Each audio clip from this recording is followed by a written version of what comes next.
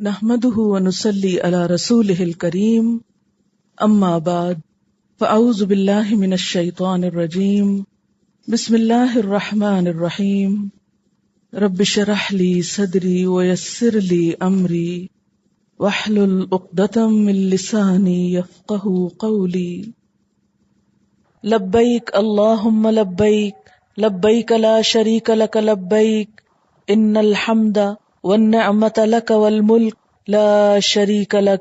8 ذی الحج کو احرام باندھنے کے بعد ظہر سے قبل تلبیہ کہتے ہوئے منا پہنچنا اور وہاں ظہر، عصر، مغرب، عشاء اور فجر کی 5 نمازیں قصر کر کے اپنے اپنے وقت پر باجماعت ادا کرنا۔ یہ مردوں کے لیے باجماعت ہے، عورتوں کے لیے کیا ہے؟ اپنے اپنے خیمے میں ہی پڑھ لیں۔ اگر موقع ہو کہیں اکٹھے پڑھنے کا تو وہ بھی فائدہ اٹھا سکتی ہیں۔ بہرحال یہاں پر 5 نمازیں پڑھنا کیا ہے؟ مسنون ہے۔ فجر کے بعد 9 ذی الحج کو طلوع آفتاب کے بعد تکبیر اور تحلیل اور تلبیہ کہتے ہوئے منا سے عرفات روانہ ہونا۔ مکہ سے کہاں آئے؟ منا۔ منا سے کہاں جائیں گے؟ عرفات۔ عرفات کے دن روزہ نہ رکھنا وہاں کے لیے، یہاں کے لیے نہیں۔ یہاں تو روزہ رکھنا زیادہ ثواب کا کام ہے۔ عرفات میں داخل ہونے سے قبل وادی نمرہ میں قیام کرنا۔ منا سے عرفات جاتے ہوئے راستے میں کیا پڑتا ہے؟ وادی نمرہ، وہاں پر رک جانا۔ آج کل تو یہ ممکن نہیں، ہاں اگر آپ الگ طور پر حج کر رہے ہو تو پھر ممکن ہوتا ہے۔ ظہر کے وقت عرفات میں امام حج کا خطبہ سننا۔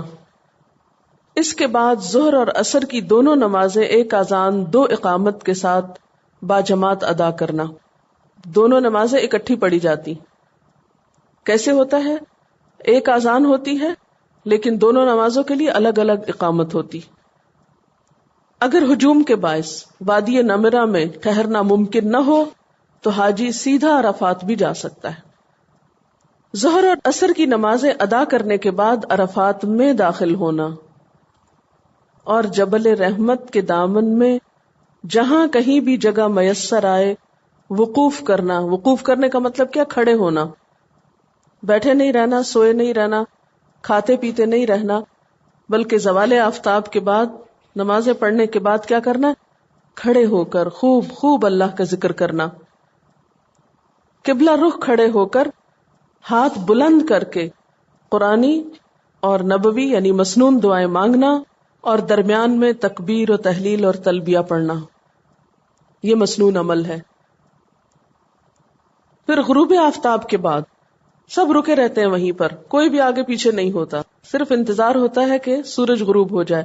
جو ہی غروب ہوتا ہے اذان شروع ہوتی ہے، سب وہ جگہ چھوڑ دیتے ہیں۔ نماز مغرب ادا کیے بغیر، کتنی حیرت کی بات ہے نا کہ مغرب کی اذان ہو چکی ہے لیکن حکم کیا؟ یہاں نماز نہیں پڑھنی، یہاں سے چلو۔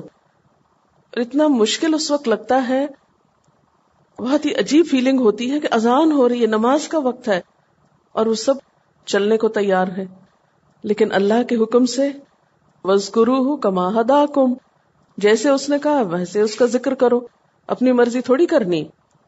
غروب آفتاب کے بعد نماز مغرب ادا کیے بغیر سکون اور وقار کے ساتھ تلبیہ کہتے ہوئے مزدلفہ روانہ ہونا۔ پھر اس کے بعد مزدلفہ پہنچ کر مغرب اور عشاء کی نمازیں 1 اذان اور 2 اقامت کے ساتھ اکٹھی ادا کرنا۔ مزدلفہ پہنچ کر مغرب اور عشاء کی نمازیں جمع کر کے پڑھنا، اور اس میں بھی کیا ہوگا؟ 1 اذان 2 اقامت۔ رات سو کر گزارنا، اور کیوں؟ اس لیے کہ یہ مسنون ہے۔ اس وقت انسان سوچتا ہے یہ رات پھر کبھی نہیں ملے گی، جاگ کر گزارو، نہیں، سو جاؤ۔ اور 10 ذی الحج کی نماز فجر معمول کے وقت سے تھوڑا پہلے ادا کرنا، یعنی اندھیرے میں ادا کرنا۔ نماز فجر باجماعت ادا کرنے کے بعد مشعر الحرام پہاڑی کے دامن میں قبلہ رخ کھڑے ہو کر ہاتھ بلند کر کے سورج طلوع ہونے سے قبل خوب روشنی پھیلنے تک تکبیر و تحلیل کہنا، توبہ استغفار کرنا اور دعائیں مانگنا۔ یہ میدان بھی بہت بڑا ہے، اس لیے سب لوگوں کے لیے مشکل ہوتا ہے کہ وہ مشعر حرام کے پاس جا کر یہ سب کچھ کرے، اس لیے اگر وہاں جانا ممکن نہ ہو تو جہاں بھی کھڑے ہیں اس میدان کے اندر وہیں پر دعائیں مانگ لے۔ لیکن اس میں کہ ہاتھ اٹھا کے دعا مانگنا اور تکبیر و تحلیل کرنا یہ سب مسنون عمل ہے۔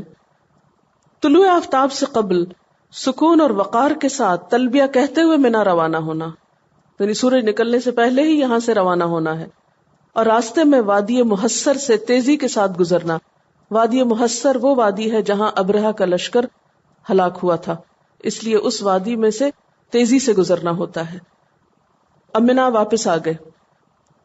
منا پہنچ کر طلوع آفتاب کے بعد جمرہ عقبہ کی رمی کرنا، اور رمی سے قبل تلبیہ کہنا بند کر دینا، اس تلبیہ کا وقت ختم۔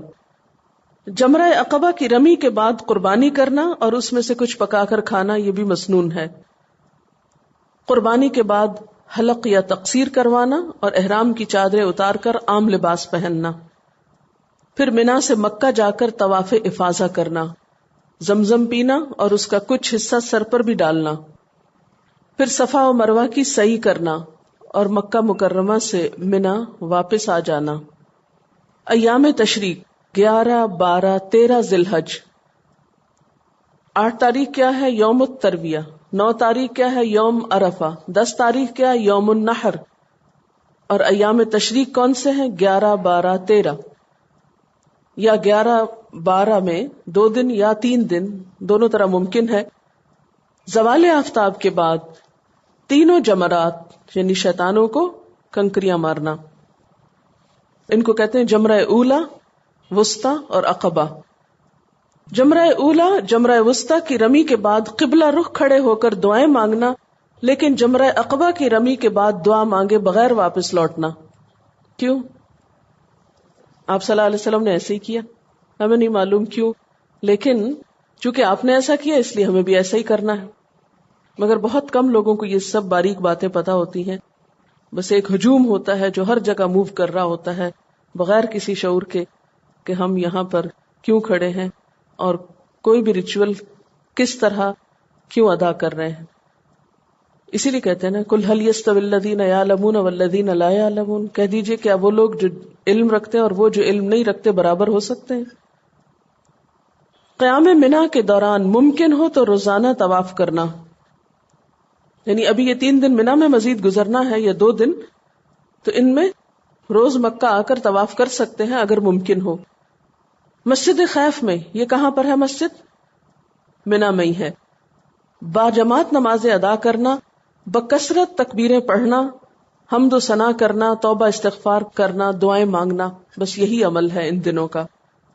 12 ذی الحج کو منا سے واپس آنا ہو تو غروب آفتاب سے قبل منا سے نکلنا ہوگا، ورنہ پھر 13 کو زوال کے بعد رمی کر کے آنا چاہیے۔ مکہ معظمہ پہنچ کر گھر آنے سے پہلے طواف وداع کرنا، ٹھیک ہے۔ الحج، حج اشہر معلومات، حج کے مہینے معلوم ہیں۔ کون سے مہینے ہیں؟ شوال، ذیقعد، ذی الحج۔ اگر کوئی شخص حج کے ارادے سے مکہ جانا چاہتا ہو تو اسے حج کا احرام یا حج کی نیت کا سفر شوال میں کرنا ہوگا۔ حالانکہ رمضان میں بھی بہت سارے لوگ جاتے ہیں عمرہ کرنے کے لیے، لیکن وہ حج کی نیت سے نہیں جاتے۔ اگر انہیں حج کرنا بھی ہو تو بسا اوقات وہاں رک جاتے ہیں یا پھر واپس آتے ہیں۔ تو حج کے قافلے شوال میں روانہ ہو سکتے ہیں، شوال اور پھر ذیقعد اور ذی الحج، کیونکہ ان مہینوں کے علاوہ احرام نہیں باندھ سکتے حج کے لیے۔ فمن، تو جو کوئی، فرض، فرض کرے، اپنے اوپر لازم کرے، فیہن، ان مہینوں میں، الحج، حج کو۔ حج کیسے فرض کیا جاتا ہے اپنے اوپر؟ نیت کے ساتھ احرام پہن کر۔ حضرت عبداللہ بن عمر رضی اللہ تعالی عنہ کہتے ہیں کہ ایک شخص مسجد میں کھڑا ہو کر پوچھنے لگا، اے اللہ کے رسول صلی اللہ علیہ وسلم، ہم احرام کہاں سے باندھیں؟ تو آپ نے فرمایا، مدینہ والے ذوالحلیفہ سے باندھے، شام والے جحفہ سے، نجد والے قرن منازل سے، اور یمن والے یلملم سے۔ یعنی یہ 4 ڈائریکشنز بتا دی گئی جو لوگوں کے مکہ میں انٹر ہونے کی جگہیں تھیں۔ فمن فرض فیہن الحج، تو جو ان میں حج کو اپنے اوپر فرض کر لے، احرام پہن لے۔ حضرت عبداللہ بن عمر رضی اللہ تعالیٰ عنہ کہتے ہیں کہ ایک شخص نے آپ سے پوچھا، محرم کیا پہنے؟ فرمایا، وہ نہ قمیص پہنے، نہ عمامہ، نہ ٹوپی، نہ وہ کپڑا جس میں ورس یا زعفران لگا ہوا ہو، یعنی رنگدار نہ ہو، اور اگر چپل نہ ملے تو موزے ٹخنوں سے نیچے تک کاٹ کر پہنے. یہ مردوں کے لیے ہے، اور آسان الفاظ میں 2 سادہ چادریں. اور خواتین اپنا معمول کا لباس ہی پہنے گی، صرف نیت کریں گی. ہمارے یہاں یہ سمجھا جاتا ہے کہ شاید ایک خاص قسم کا سکارف پہننا جو ہے یہ احرام باندھنا ہے. کسی سکارف کا نام احرام نہیں ہے. جو بھی آپ کا لباس ہوگا، خواہ وہ رنگین ہو یا سفید ہو یا کسی بھی رنگ کا ہو، وہی آپ پہن سکتے ہیں. تو اب کیا کرے احرام باندھنے والا؟ فلا رفسا، نہ ہی کوئی شہوانی فعل کرے. رفس کا معنی پیچھے روزے کے ضمن میں ہو چکا ہے. ولا فسوق، اور نہ کوئی نافرمانی کا کام کرے، نہ کوئی گناہ کا کام کرے. ولا جدال، اور نہ جھگڑا کرے. فی الحج، حج میں. فی الحج سے مراد یہاں کیا ہے؟ احرام کی حالت میں، نہ کہ پورے سارے سفر میں. فسوق اور جدال تو سارے سفر میں، لیکن رفس جو ہے اس کا تعلق صرف احرام کی حالت سے ہے، کیونکہ سفر حج میں ان تینوں چیزوں کا احتمال ہو سکتا ہے. عام طور پر حج کے موقع پر لڑائی جھگڑا ہو جاتا ہے، یا انسان بسا اوقات سفر کی وجہ سے تھکا ہوا ہوتا ہے تو اس سے کوئی ایسا کام ہو جاتا ہے کہ جو حج کے آداب کے خلاف ہے یا احرام پہننے کے بعد نہیں ہونا چاہیے. عام زندگی میں جیسے لڑائی جھگڑا منع ہے تو وہاں خاص طور پر منع ہے. نبی صلی اللہ علیہ وسلم نے فرمایا، جس نے اللہ کے لیے حج کیا پھر اس دوران نہ بے حیائی کی کوئی بات کی اور نہ گناہ کا کوئی کام کیا، وہ ایسے واپس ہوتا ہے جیسے اس دن تھا جب وہ پیدا ہوا. وما تفعلوا من خیر، اور جو بھی تم کرو گے نیکی میں سے. سوال یہ پیدا ہوتا ہے نا کہ اچھا یہ اور یہ نہیں کرنا، تو اچھا کریں کیا؟ فرمایا وما تفعلوا من خیر، جو بھی تم کرو گے نیکی میں سے، یعنی جو بھی نماز، صدقہ، خیرات، اچھی بات، ذکر، اذکار. یعلمہ اللہ، جانتا ہے اس کو اللہ. سب کچھ اللہ کے علم میں ہے، کسی اور کو بتانے کی ضرورت نہیں کہ جب ہم حج پر گئے تو ہم نے یہ اور یہ نیکی کے کام کیے. خیرن نکرہ ہے، کوئی بھی نیکی کا کام، خواہ ذکر ہو، صدقہ ہو، خیرات ہو، کسی کی مدد ہو، خدمت ہو، کسی پہ خرچ کرنا ہو، جو بھی چھوٹا چھوٹا کچھ اللہ کی خاطر نکلے ہیں تو پھر نیکی ہی کی طرف توجہ رہے. یعنی عموماً تو یہ ہے نا کہ حج ایک ریچول ہے، لیکن صرف ریچول نہیں ہے، وہاں بھی نیکی کے چھوٹے چھوٹے مواقع سے فائدہ اٹھاؤ. وَتَزَوَّدُوا، اور زاد راہ لے لیا کرو. زاد راہ کا مطلب کیا ہے؟ راستے کی ضرورت کا سامان، کھانے پینے کا، کپڑے اپنے، دوائیاں وغیرہ جو بھی آپ استعمال کرتے ہیں. ابن عباس کہتے ہیں کہ یمن کے لوگ حج کے لیے آتے لیکن زاد راہ ساتھ نہ لاتے، یعنی اپنا کھانا پینا، ضرورت کی چیزیں ساتھ نہیں لے کر آتے تھے سامان سفر، اور کہتے کہ ہم اللہ پہ توکل کرتے. پھر مکہ پہنچ کر لوگوں سے مانگنا شروع کر دیتے. تو اس موقع پر یہ آیت نازل ہوئی کہ زاد راہ ساتھ لے کر جایا کرو. اور یہ یاد رکھو کہ فَإِنَّ خَيْرَ الزَّادِ التَّقْوَى، بے شک بہترین زاد راہ تقوی ہے. کھانا پینا بھی ضروری ہے، لیکن صرف سامان دنیا ہی سے حج نہیں ہو جاتا جب تک کہ تقوی دل میں نہ ہو. اور حقیقت یہ ہے کہ جب انسان اللہ کے راستے میں نکلتا ہے تو اس کے دل کے اندر اللہ تعالیٰ کی ایک محبت پیدا ہوتی، اور خاص طور پر حج کے سفر میں اللہ تعالیٰ کی طرف دھیان کا ہونا تقوی کے جذبات کی نشو نما کا ایک بہترین ذریعہ ہے. اللہ تعالیٰ کا احساس اور اس کی محبت پیدا کرنے کا ایک بہترین موقع ہوتا ہے. اسی لیے یہاں پر خاص طور پر یاد دہانی کرا دی گئی، فَإِنَّ خَيْرَ الزَّادِ التَّقْوَى. دوسرا سامان تو ہے ساتھ، لیکن یاد رکھو دل کے اندر تقوی بھی اٹھایا ہوا ہو. وَاتَّقُونِ يَا أُولِي الْأَلْبَابِ، اور مجھی سے تقوی کرو، مجھی سے ڈرو اے عقل والو. یہاں عقل والو کہہ کر خطاب کیا گیا، یہ نہیں کہا گیا یا ایھا الذین آمنوا. ایمان تو ہے لیکن ضروری نہیں کہ جس شخص کے اندر ایمان ہو یا جو ایمان کا دعویٰ کرے پھر وہ عقل مند بھی ہو. تو یہاں عقل استعمال کرنے کی بات کی گئی. تو عقل کا تعلق کس سے یہاں بتایا جا رہا ہے؟ تقوی سے بتایا جا رہا ہے کہ سب سے بڑا سمجھدار اور عقل مند کون ہے؟ جس کے دل میں خدا کا ڈر ہے. کتنی حیرت کی بات ہے نا. آپ کے نزدیک عقل مند کون ہوتا ہے؟ جو جتنا زیادہ دوسروں کو دھوکہ دے سکے، ہاتھ کی صفائی دکھا سکے، دوسروں کو بے وقوف بنا سکے، دوسروں پر ظلم و زیادتی کر سکے. وہ بہت کلیور ہے، یہ بہت عقل مند ہے. لیکن یہاں پر عقل مند کس کو کہا گیا؟ جو اللہ سے ڈرنے والا ہو، جو بظاہر سیدھا سادہ انسان بھی نظر آتا ہو لیکن اس کے دل میں خدا کا خوف ہو، اور خدا کا ایسا خوف جو اسے گناہ سے روک دے، جو اسے غلط کام سے روک دے، خواہ اس میں انسان کو نقصان ہی کیوں نہ نظر آئے. پھر فرمایا لیس علیکم جناح، تم پر کوئی گناہ نہیں ہے. کس بات میں؟ ان تبتغوا فضلا من ربکم، کہ تم اپنے رب کا فضل تلاش کرو. زاد راہ بھی لے جا سکتے ہو، اور راستے میں اگر کوئی کام کاج یا تجارت کرنی پڑے تو وہ بھی کر سکتے ہو. فضل سے مراد یہاں تجارت یا کاروبار ہے. حضرت عبداللہ بن عباس فرماتے ہیں کہ ایام جاہلیت میں منا میں عکاظ، مجنہ اور ذوالمجاز کے بازار لگا کرتے تھے، اور عربوں نے حج کو ایک تجارتی میلہ سا بنا لیا تھا. دنیا بھر سے لوگ اکٹھے ہوتے تو سب کے اندر کیا تھا کہ زیادہ سے زیادہ پیسہ کمایا جائے. یہ ایک بزنس مین کی ایک کمزوری ہوتی ہے نا کہ جہاں وہ افراد کو دیکھتا ہے وہاں اس کا دھیان اور نظریہ اور خیال کدھر جاتا ہے کہ اب یہاں سے کمایا کیا جائے. تو عربوں نے حج کی اصل روح کو ختم کر کے اسے کمرشلائز کر لیا تھا، مٹیریلائز کر لیا تھا. اسلام نے آ کر حج کے ساتھ تقوی کو جوڑ دیا. اللہ سے ڈرو، اللہ کا خیال کرو، اللہ کی خاطر یہ کرو. جسے پیچھے آنا وَأَتِمُّ الْحَجَّ وَالْعُمْرَةَ لِلَّهِ، حج اور عمرے کو اللہ کی خاطر کرو. تو اس پر پھر بعض صحابہ کرام کو یہ خیال آیا کہ کہیں ایسا تو نہیں کہ اس سفر میں ہم جو تجارت وغیرہ کرتے ہیں وہ حرام ہو. تو انہوں نے اس کو اپنے طور پر ہی ایک گناہ کا کام سمجھ لیا. اس پر یہ حکم نازل ہوا کہ نہیں، اسلام انسانی ضروریات کا خیال رکھتا ہے. ایک حد میں رہتے ہوئے اپنی دنیاوی ضروریات کو پورا کرنا اجر و ثواب کا باعث ہے، گناہ کا کام نہیں ہے. دیکھا یہاں یہ جائے گا کہ پرائرٹی کیا ہے. آپ حج کے لیے جا رہے ہیں اور راستے میں کچھ تجارت بھی کر لیتے ہیں، یا آپ تجارت کے لیے جا رہے ہیں اور ساتھ حج بھی کر رہے ہیں.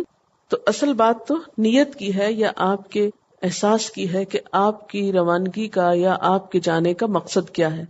اور یہاں تقویٰ کے اس مفہوم کی بھی نفی کی گئی کہ جس میں عام طور پر کیا سمجھا جاتا ہے، جب اللہ والے ہو تو دنیا کا ہر کام چھوڑ دو. نہیں، اللہ تعالی جانتا ہے بندوں کی کمزوریوں کو، بندوں کی ضروریات کو. وہ انسان پر اس کی وسعت سے بڑھ کر بوجھ نہیں ڈالتا. وہ تقویٰ کا ایسا مفہوم اور ایسا رنگ نہیں دیتا کہ جو انسان کی وسعت سے باہر ہو. ٹھیک ہے جاؤ حج کرو، لیکن اس موقع سے فائدہ بھی اٹھا لو ایک جائز حد میں رہتے ہوئے. لیس علیکم جناح، تم پر کوئی گناہ نہیں. ان تبتغوا فضلا من ربکم، کہ تم اپنے رب کا فضل تلاش کرو. تم اپنے رب کا فضل یعنی مال وغیرہ حاصل کرو، کیونکہ تجارت کو کیا قرار دیا گیا؟ عبادت، اگر حلال طریقے سے ہو. فَإِذَا أَفَضْتُم مِّنْ عَرَفَاتٍ، پھر جب لوٹو تم عرفات سے. افضتم کا لفظ جو ہے افاظ یفیظ افاظا، اس کا معنی ہوتا ہے منتشر ہونا، گروہ در گروہ چلنا. تو جب تم عرفات سے واپس آؤ یعنی گروہ در گروہ وہاں سے نکلو تو کیا کرنا راستے میں؟ فاذکروا اللہ، اللہ کا ذکر کرنا. کہاں؟ عند المشعر الحرام، مشعر حرام کے پاس. یہ کہاں پر ہے مشعر حرام؟ مزدلفہ میں. مزدلفہ میں ایک پہاڑی ہے مشعر حرام، وہاں پر اللہ کا ذکر کرنا. اور یہاں ذکر سے مراد عام ذکر بھی ہے اور نمازوں کی طرف اشارہ بھی ہے، کیونکہ عرفات میں نماز نہیں پڑھنا مغرب کی، بلکہ واپس لوٹ کر مزدلفہ میں پڑھنا ہے. کیوں ایسا کیوں؟ اس لیے کہ وَاذْكُرُوهُ كَمَا هَدَاكُمْ، ذکر کرو اس کا جیسا اس نے تمہاری رہنمائی کی، جیسا اس نے تم کو بتایا ہے اس طریقے پر کرو. جیسے قرآن پاک میں آتا نا اقم الصلاۃ لذکری، نماز میرے ذکر کے لیے قائم کرو. تو اللہ کے ذکر کا سب سے بہترین طریقہ کیا ہے؟ نماز. پھر اللہ کی کتاب پڑھنا، قرآن پاک کا پڑھنا، پھر اس کے علاوہ اللہ تعالیٰ کی باتیں کرنا، خواہ دل میں یاد کرنا، خواہ زبان سے کرنا، خواہ دوسروں میں بیٹھ کے چرچا کرنا، اللہ تعالیٰ کی باتوں کی تعلیم دینا، یہ بھی اس کا ذکر کرنے میں ہی آتا ہے. تو ذکر ایک وسیع مفہوم رکھتا ہے. اور پھر خاص طور پر ان دنوں کا ذکر کیا ہے؟ تکبیر، تحلیل، تکبیریں پڑھنا، اللہ کی حمد و ثنا بیان کرنا. اور یہاں پر ابھی تلبیہ بھی پڑھا جائے گا، کیونکہ ابھی تلبیہ کہاں آ کر بند ہوگا؟ آگے جا کر منا میں. تو وَاذْكُرُوهُ كَمَا هَدَاكُمْ، ذکر کرو اس کا جیسا اس نے تم کو ہدایت دی ہے. اچھا، یہاں ایک اور بڑی اہم بات پتہ چلتی ہے، اور وہ یہ ہے کہ ذکر میں بھی خود ساختہ طریقے اختیار نہیں کرنے چاہیے. مثلاً بعض لوگ ذکر کرتے ہوئے کیا کرتے ہیں؟ اندھیرا کر لیتے ہیں. بعض اوقات بہت بلند آواز سے کچھ مخصوص کلمات پکارتے ہیں اور انہی کو اچھے ذکر کا نام دیتے ہیں. تو نہیں، ذکر جیسی چیز میں بھی کس کا خیال رکھنا ہے؟ اللہ تعالیٰ کی پسند کا خیال رکھنا ہے، کیونکہ اس کا نام جو لیا جا رہا ہے، جب یاد اس کو کرنا ہے تو اسی طریقے سے کرنا ہے جیسا وہ پسند کرتا ہے. مثلاً آپ اپنے دوست کو یاد کرتے ہیں، کس طریقے پر یاد کرتے ہیں؟ جس میں آپ کا رابطہ اس سے ہو، بسا اوقات خط لکھ کر، بسا اوقات ٹیلی فون کر کے، بسا اوقات ملاقات کر کے، بسا اوقات بات کر کے. تو کون سا طریقہ آپ اختیار کریں گے جو دوسرے کو پسند ہو؟ تو بالکل اسی طرح جب انسان اپنے رب کو یاد کرتا ہے تو رب کی یاد کے لیے بھی وہی طریقے اختیار کرنے چاہیے جو رب کو پسند ہو، جن کا طریقہ رب نے خود سکھا دیا ہو. کما ہداکم، جیسے اس نے تم کو گائیڈ کیا ہے. اور اللہ تعالیٰ کی پسند کس کے عمل میں پتہ چلتی ہے؟ نبی صلی اللہ علیہ وسلم کے. تو اس کا مطلب کیا ہوا کہ ان جگہوں پر جو کچھ نبی صلی اللہ علیہ وسلم نے کیا وہی کچھ ہمیں بھی کرنا ہے. لیکن اگر ہر شخص اپنی مرضی کرنے لگے تو دین کا نقشہ کیا بن جائے، اور کیا یہ وہیں پر ہی کر کے چھوڑ کے آ جائے؟ عام زندگی میں بھی جہاں کہیں ذکر کا موقع ہو تو ویسا ہی کریں جیسے اللہ تعالیٰ کو پسند ہو. کئی لوگ نماز چھوڑ کر خالی تسبیح کرتے رہتے ہیں یا وظیفہ پڑھتے رہتے ہیں دنیا کی کسی مشکل کے لیے، اور نماز نہیں پڑھتے. وَإِن كُنتُمْ، اور بے شک تھے تم.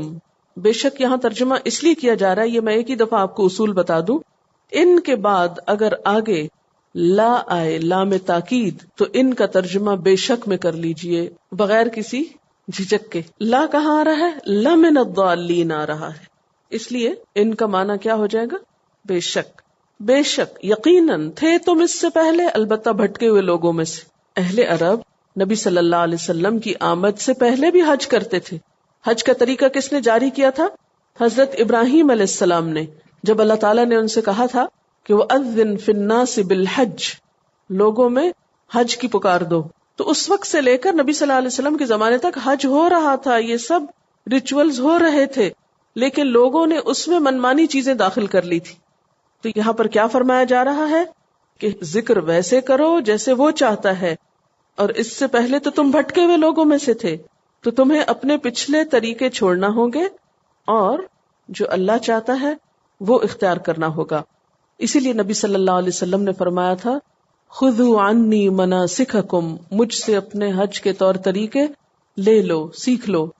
تو ویسا ہی کرنا ہوگا جیسے آپ نے حج کیا، ورنہ تو پھر کیا ہے، وہی حال ہوگا جو آپ سے پہلے کے لوگوں کا تھا. جیسے وہ تھے لا علم، بھٹکے ہوئے، ایسے ہی بعد میں بھی بھٹکے ہوئے ہی رہے. ثم افیدو، پھر تم لوٹو. کہاں سے؟ من حیث افاد الناس، جہاں سے لوگ پلٹتے ہیں. پھر تم وہاں سے لوٹو جہاں سے لوگ لوٹتے ہیں.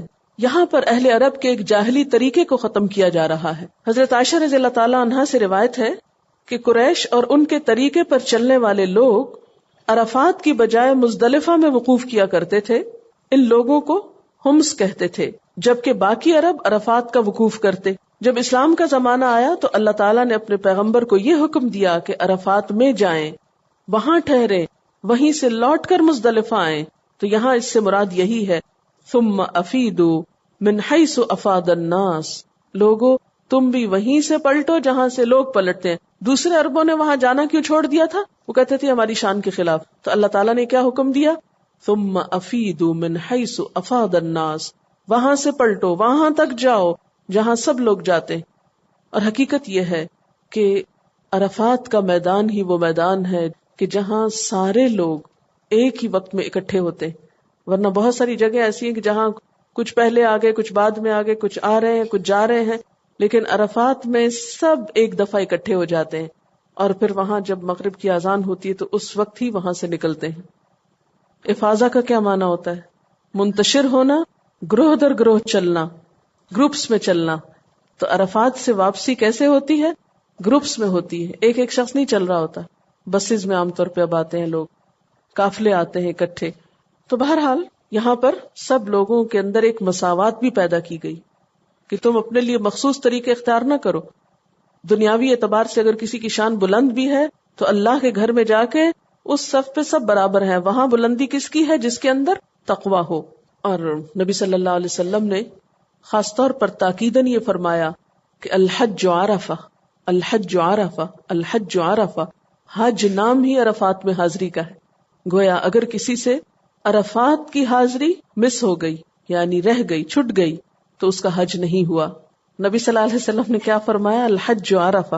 اور وہ بھی آپ دیکھیے کہ زوال آفتاب کے بعد، سورج کے زوال کے بعد وہاں رکنا ضروری ہے. اگر زوال سے پہلے ہی کوئی گھوم کے آ گیا کہ میں سب لوگوں سے پہلے ہو کے چلا جاتا ہوں، تو اس کا بھی حج نہیں ہوا. حضرت ابن عباس سے روایت ہے کہ جو تمتع کی نیت سے عمرہ کے بعد احرام کھول دے، جب تک حج کا احرام نہ باندھے بیت اللہ کا طواف کرتا رہے، پھر جب حج کا احرام باندھے اور عرفات جانے کو سوار ہو تو حج کے بعد جو قربانی ہو وہ کرے، خواہ اونٹ ہو یا گائے ہو یا بکری. اور اگر قربانی میسر نہ ہو تو حج کے دنوں میں عرفہ کے دن سے پہلے 3 روزے رکھے، اور تیسرا روزہ عرفہ کے دن آ جائے تب بھی کوئی حرج نہیں. مکہ سے عرفات جائے، وہاں سے عصر کی نماز سے رات کی تاریکی ہونے تک ٹھہرے، پھر عرفات سے اس وقت لوٹے جب دوسرے لوگ لوٹیں، اور سب لوگوں کے ساتھ رات مزدلفہ میں گزارے. اللہ کا ذکر، تکبیر اور تحلیل صبح ہونے تک بہت کرتا رہے، پھر صبح کو لوگوں کے ساتھ مزدلفہ سے منا لوٹے، جیسے کہ اللہ تعالیٰ نے فرمایا ثم افیدوا من حیث افاد الناس. تو یہ ہے اس کا مفہوم. واستغفر اللہ، اور اللہ سے بخشش مانگو. اب آپ دیکھیں عرفات سے بھی پلٹ آئے، حج بھی ہو گیا ایک طرح سے، لیکن پھر بھی کیا حکم ہے؟ اللہ سے معافی مانگو. تو اس سے کیا پتہ چلتا ہے کہ وہاں کیا جانے والا ذکر، اس میں خاص طور پر کیا شامل ہونا چاہیے؟ استغفار، کثرت سے گناہوں کی معافی. اور ویسے بھی آپ کو معلوم ہے کہ عرفہ کے دن اللہ تعالیٰ بے شمار لوگوں کو جہنم سے رہائی کا مجدہ سناتے ہیں. ایک حدیث میں آتا ہے کہ شیطان اس دن چیختا ہے، چلاتا ہے، اپنے سر پہ خاک پھینکتا ہے، روتا ہے اور کہتا ہے کہ میں نے فلاں شخص کو اتنے سال تک بہکائے رکھا اور آج اللہ تعالیٰ نے اس کو معاف کر دیا، اس کے توبہ استغفار کی وجہ سے، اس کے رونے دھونے کی وجہ سے. تو سب سے زیادہ جو گردنیں جہنم سے رہائی پاتی ہیں وہ عرفہ کے دن ہوتی ہیں. اس لیے یہ دن بہت ہی برکت کا دن ہے. اور اس دن کثرت سے مانگی جانے والی دعا کیا ہونی چاہیے؟ استغفار، واستغفر اللہ، ان اللہ غفور الرحیم. بے شک اللہ تعالی غفور الرحیم ہے. کس کے لیے غفور الرحیم؟ جو استغفار کرے، جو بخشش مانگے اس کو ملتی ہے. فَإِذَا قَضَيْتُم مَنَاسِكَكُمْ، پھر جب تم پورے کر چکو اپنے مناسک کو. مناسک کون سے؟ یعنی ریچولز، یعنی ارکان حج ادا کر چکو تم. مناسککم سے مراد یہاں کیا ہے؟ ارکان حج، یعنی عرفہ جانا، پھر واپس آنا، مزدلفہ ٹھہرنا. فاذکروا اللہ، تو ذکر کرو اللہ کا. کذکرکم آباءکم، مانند ذکر کرنے تمہارے اپنے آباء و اجداد کو. یہاں عرب جاہلیت کا ایک اور طریقہ بتایا گیا، اور وہ کیا ہے کہ وہ لوگ وہاں پر اللہ کا ذکر کرنے کی بجائے زیادہ تر اپنے آباء و اجداد کے کارنامے بیان کرتے تھے.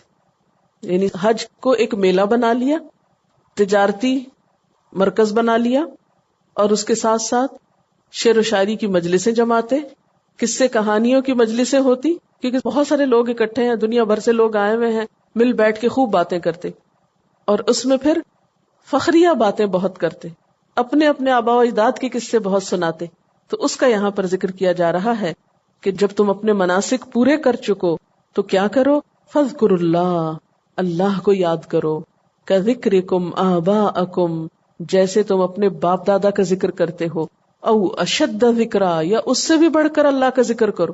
باپ دادا کے تو تم پر وہ احسانات نہیں ہیں جو اللہ تعالیٰ کے تم پر ہیں، اس لیے اللہ تعالیٰ اس بات کا زیادہ مستحق ہے کہ تم اس کو سب سے بڑھ کر یاد کرو. ایمان والوں کی پہچان کیا بتائی گئی ہے قرآن پاک میں؟ والذین آمنوا اشد حبا للہ، ایمان والے اللہ کی محبت میں سب سے زیادہ شدید ہوتے ہیں، اور ایمان والے اللہ کا ذکر سب سے بڑھ کے کرتے ہیں. اب دیکھیں نا، جب قیامت ہوگی تو ہم میں سے ہر ایک کی باتیں سامنے لا رکھی جائیں گی، ایک ایک لفظ تولا جائے گا، تو اس میں پھر دیکھا جائے گا کہ کس کی باتوں میں اللہ کا ذکر زیادہ ہے، کس کے نامہ اعمال میں اللہ کا ذکر زیادہ ہے، اور کون دنیا ہی کی باتیں کرتے کرتے ختم ہو گیا. وآخر دعوانا ان الحمد للہ رب العالمین. سبحانک اللہم وبحمدک نشہد ان لا الہ الا انت نستغفرک ونتوب الیک. والسلام علیکم.